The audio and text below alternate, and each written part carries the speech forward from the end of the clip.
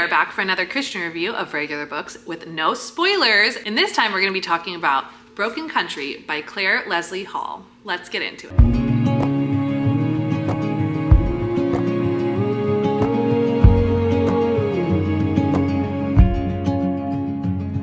If you've never seen one of these videos, you can go to the video that's pinned to the top of this playlist, which gives more detail about my Christian reviews. But my brief synopsis is that I will have a regular review first, what you know and love to expect from a book review, and my own personal opinion of the book. But then I get into my Christian review, where I go over the basic piece of a book that may or may not have a fellow believer, or frankly anyone, wanting to read it.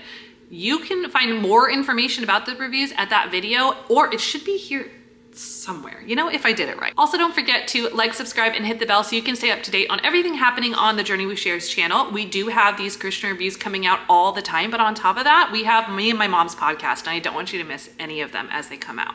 Let's go ahead and get into my regular review. Broken Country came to me as an ARC by the Simon & Schuster's Simon Buddy program, and I am so grateful for the opportunity to read it. This book was so incredibly good. It really reminded me of Jodi Picoult's writing, and by the way, that's a huge compliment because Jodi Picoult, look at that. She has a whole shelf.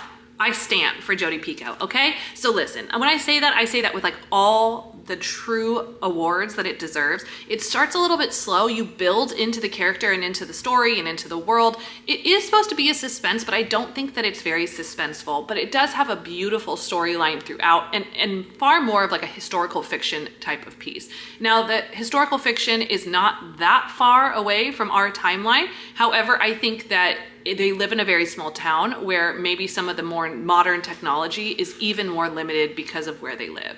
Ultimately, I still loved this book. I had a beautiful time reading it. I rated it 4.5 stars. I could not get enough or put it down. It did a really good job of having a slow build up into the emotional depth and the suspense, and then a crescendo with lots of twists and interest and emotion, and I definitely cried at the end. Like I was impacted. I was touched. It was fantastic. Now let's go ahead and get into my Christian review. The first category I always love to touch on is smut or spice because it's popular, and there is one very small spicy scene. It was only a few pages long, easy to skip through, but just something good to keep in mind. The second category is if there's any explicit language, and there really isn't, so that's a win.